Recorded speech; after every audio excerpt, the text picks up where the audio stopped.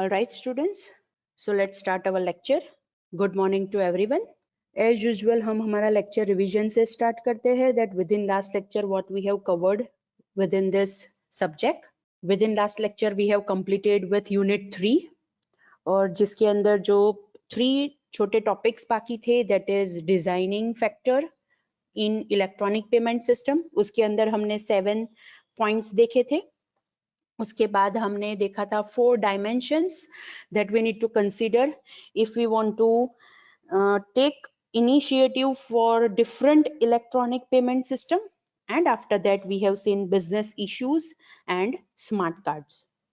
So these were the points which we have covered with within this subject. Along with that we have completed Unit 3, and along with that we have completed e-commerce part of our syllabus.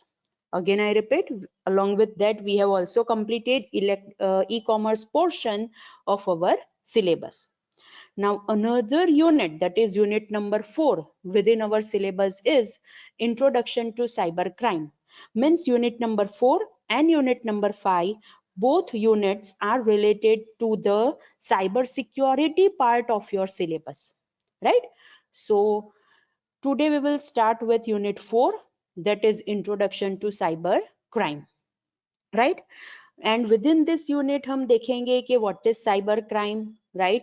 उसके अंदर कौन कौन से different kinds of laws है, what is unauthorized access, what is hacking, what is hacker, right?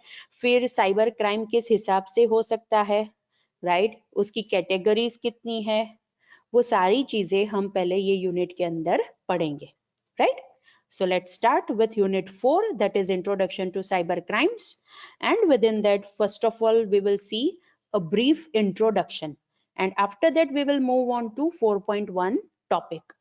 So पहले हम brief introduction देखते हैं related to cyber crime. Okay. Within that, first of all, we will discuss what is cyber world. Cyber world हम किसे कह सकते हैं, more precise हम इसे डिजिटल वर्ल्ड भी कह सकते हैं, right? What is cyber world? We can say कि अगर हम सारे computers and communication convergence technologies का कॉम्बिनेशन करें, then it will create a cyber world. Communication convergence technologies मतलब, अगर आपको याद हो तो हमने कन्वर्जेंस रिलेटेड टॉपिक ऑलरेडी पढ़ा है. कन्वर्जेंस का मीनिंग क्या होता है कि एक से ज्यादा टेक्नोलॉजीज को कंबाइन करके हम वो पर्टिकुलर चीज कुछ अच्छा करने के लिए यूज करते हैं, right? That is the meaning of convergence, right? So यहाँ पे कौन सी टेक्नोलॉजीज का कन्वर्जेंस कंसीडर करना है? दैट इज कम्युनिकेशन टेक्नोलॉजीज का कन्वर्जेंस कंसीडर करना है. ऑब्वियसली बिकॉज अगर हमें सारे कंप्यूटर्स को नेटवर्क के अंदर कनेक्ट करने हैं और उसके बाद उसका नेटवर्क का यूज करके डेटा ट्रांसफर करने हैं, तो वहां पे हमें कम्युनिकेशन रिलेटेड टेक्नोलॉजीज चाहिए. इसीलिए we can say that cyber world is the combination of the computers and other communication convergence technologies. And obviously students, अगर हम साइबर वर्ल्ड की बात करते हैं, then it raises a complex problems for traditional laws. Traditional laws का meaning क्या होता है कि जैसे हम गवर्नमेंट के लॉज की बात कर रहे हैं, वो हमें यहाँ पे कंसीडर करना है. बिकॉज जो ट्रेडिशनल लॉज है वो रियल वर्ल्ड के अंदर कोई क्राइम होता है उसके रिलेटेड है. अगर साइबर वर्ल्ड के अंदर कोई क्राइम होता है तो वहां पे हम ये ट्रेडिशनल लॉज यूज नहीं कर सकते, राइट? उसके रिलेटेड अलग से लॉज हमें बनाने पड़ेंगे. इसीलिए यहाँ पे लिखा है कि अगर हम साइबर वर्ल्ड की बात करें तो वो ट्रेडिशनल लॉज रिलेटेड बहुत सारे कॉम्प्लेक्स प्रॉब्लम्स रेज कर सकता है, राइट?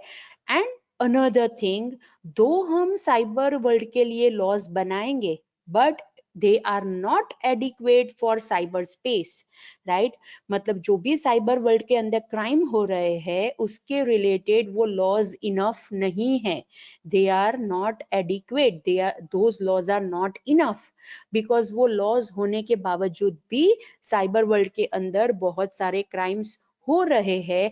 एंड कभी कभी ऐसा भी होता है that it is very difficult to prove the crime in cyber world, right? और बहुत कम लॉज है कि जो हमें साइबर वर्ल्ड के अंदर अगर कोई क्राइम होता है, दैट इज साइबर क्राइम होता है, तो वो प्रोटेक्ट करे, ऐसे बहुत ही कम लॉज है, right. So this is the problem, this is the thing कि हम साइबर वर्ल्ड की तो बात करते हैं एंड ओके हमें लगता है it is a very good thing, computer का कॉम्बिनेशन हो जाता है, कम्युनिकेशन कन्वर्जेंस टेक्नोलॉजीज हम उसके अंदर कंबाइन कर लेते हैं, बट स्टूडेंट्स उसके अंदर उतने ही ज्यादा क्राइम्स होते हैं, बिकॉज साइबर वर्ल्ड के अंदर साइबर क्राइम को डिटेक्ट करने के लिए इट इज वेरी डिफिकल्ट, और उसे प्रोटेक्ट करने के लिए, साइबर क्राइम से प्रोटेक्ट करने के लिए उतने इनफ लॉज नहीं है।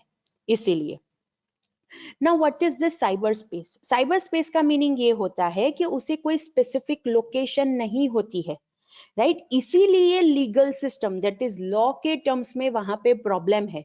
अगर रियल वर्ल्ड के अंदर क्राइम होता है ना स्टूडेंट्स, तो वो एक पर्टिकुलर लोकेशन के ऊपर क्राइम होता है, तो लीगल सिस्टम के अंदर उसके रिलेटेड बहुत सारे लॉज है, बहुत सारी डिफरेंट थिंग्स है कि जो हम कंसिडर कर सकते हैं, right.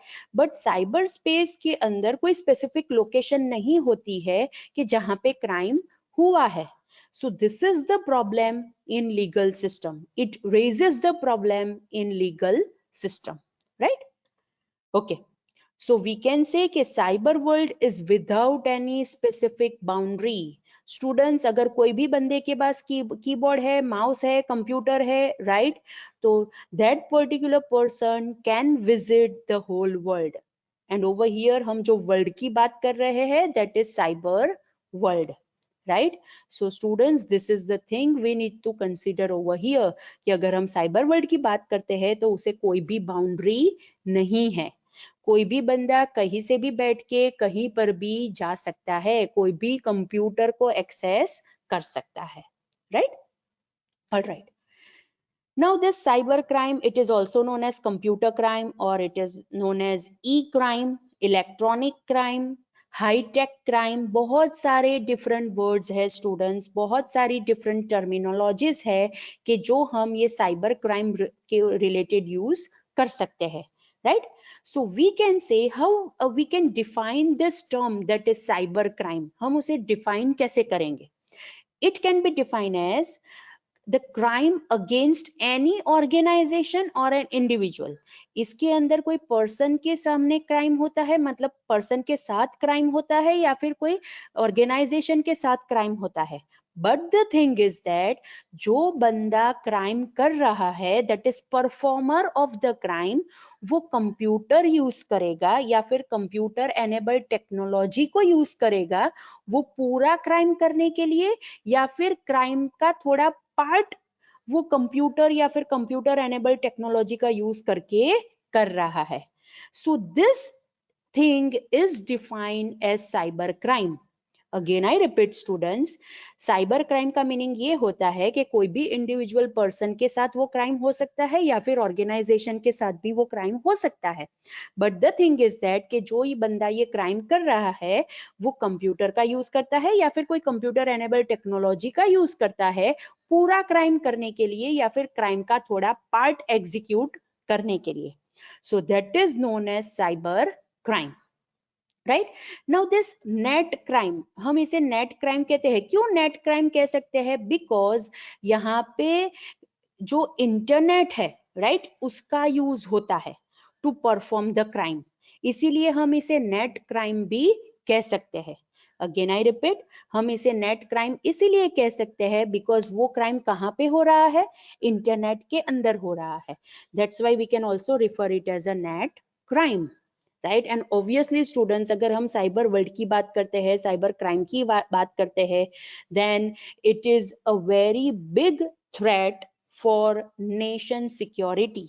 Again, I repeat, it is a very big threat for any nation's security, right?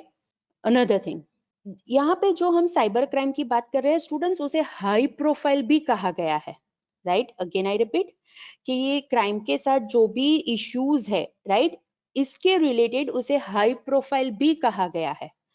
Because students, हमें पता है कि कोई भी बंदा कहीं से भी बैठ के कोई भी क्राइम कर सकता है। फॉर एग्जाम्पल, अगर हम बात करें तो वो जो WTC अटैक हुआ था, राइट, अगेन आई रिपीट, जो WTC अटैक हुआ था अमेरिका के अंदर, वो जो वर्ल्ड ट्रेड सेंटर थे, दो टावर थे, राइट, बड़े बड़े, उसे डिस्ट्रॉय कर दिया गया था बाय द टेररिस्ट।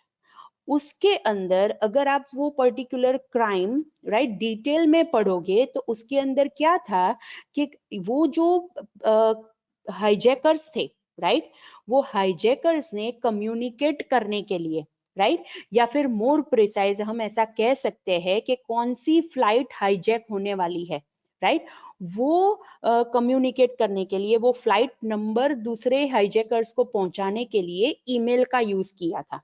बट वो ईमेल के अंदर वो जो फ्लाइट नंबर था वो उस हिसाब से लिखा गया था कि पता नहीं चला कि ये क्या मैसेज है right, so that particular crime can also be classified as cyber terrorism right, हम उसे साइबर टेररिज्म भी कह सकते हैं बिकॉज क्राइम या फिर पार्ट ऑफ अ क्राइम करने के लिए कंप्यूटर या फिर कंप्यूटर एनेबल टेक्नोलॉजी का यूज हुआ था right. So students we can say it is a high profile crimes also because वहां पे सिर्फ एक बंदे के ऊपर नहीं, एक ऑर्गेनाइजेशन के ऊपर नहीं, पूरे के पूरे नेशन के ऊपर थ्रेट होता है right. Okay, another important thing obviously जैसे अब तक हमने ई कॉमर्स में भी पढ़ा that the most important problem in this electronic world is privacy of confidential information right. कोई प्राइवेसी नहीं रहती है, कितनी भी कॉन्फिडेंशियल इंफॉर्मेशन हो वो वहां पे प्राइवेसी नहीं रहती है। कोई भी बंदा कहीं से भी आके वो हमारी इंफॉर्मेशन को फैच कर सकता है, हमारी इंफॉर्मेशन को हैक कर सकता है। इवन मैं यहाँ पे मेरे कंप्यूटर से अभी मैं ये लेक्चर ले रही हूँ, कोई भी बंदा आके मेरा कंप्यूटर एक्सेस कर सकता है with in this cyber world. ऐसा नहीं है, दो मेरा कंप्यूटर पासवर्ड प्रोटेक्टेड है, लेकिन स्टूडेंट्स हैकर्स मतलब ऐसे पर्सन की जिसका डिस्ट्रक्टिव माइंड होता है, उनके पास नॉलेज बहुत होता है। स्टूडेंट्स, हैक करना कोई खाने की चीज नहीं है right.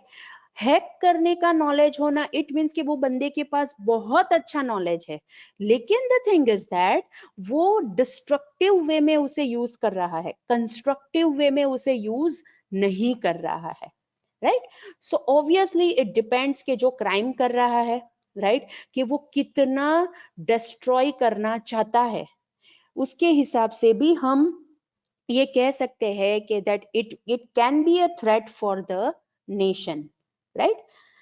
Okay, now evolution of cyber crime. First recorded cyber crime कब record हुआ था? It was in 1820. Again I repeat, it was in 1820.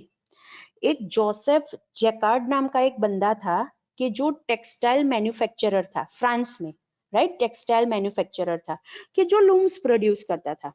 उसने क्या किया था, मतलब उसने पूरा कंप्यूटर यूज नहीं किया था, लेकिन वहां पे उसने ऐसी मशीनरी बनाई थी कि उसने ये जो फैब्रिक प्रोड्यूस करने का जो टास्क था, दैट इज विविंग का जो टास्क था, उसमें वो पर्टिकुलर पर्सन ने वो मैन्युफैक्चरिंग जो स्टेप्स थे उसमें से थोड़े बहुत स्टेप्स उसने ऑटोमेटिक हो सके वैसा किया था राइट।